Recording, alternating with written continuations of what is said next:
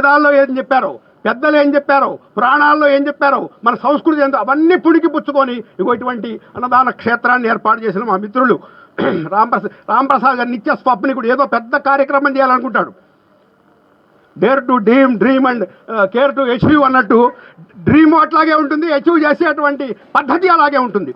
ఆయనకు తోడుగా ఎవరు పనికొస్తారు అని కొంతమంది తీసుకొని వారితోటి ఒక కార్యక్రమాన్ని నడపాలంటే మామూలు మాట కాదు.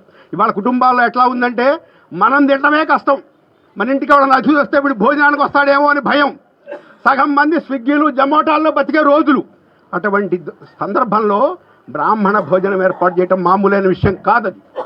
ఒక పద్ధతి ఉండాలి, ఒక నియమం ఉండాలి, 4 కూరలు ఉండాలి, రకరకాల వ్యవహారం ఉండాలి. దానికి ఏది తక్కువైనా కరెక్ట్ కాదు, ఎందుకంటే మనకు అంత శాస్త్రంలో చెప్పినటువంటి విషయం అది. అట్లాంటిది ఏదో పప్పు పచ్చడి వేసే రకం కాదది. ఇవాళ మనం చూసాం బ్రాహ్మణ భోజనం ఎలా ఉంటుందో. ఇదే రకమైన స్ఫూర్తితో ముందుకు పోతుందని నేను భావిస్తూ, ఇది మెతుకు సీమ. మెతుకు సీమలో వచ్చిన ప్రతివాడికి 4 మెతుకులు పెట్టేవాడు కావాలి మనకి. మెదక్ జిల్లా మెతుకు సీమ. అటువంటి అద్భుతమైన కార్యక్రమాన్ని చేసిన మా రాంప్రసాద్ గారికి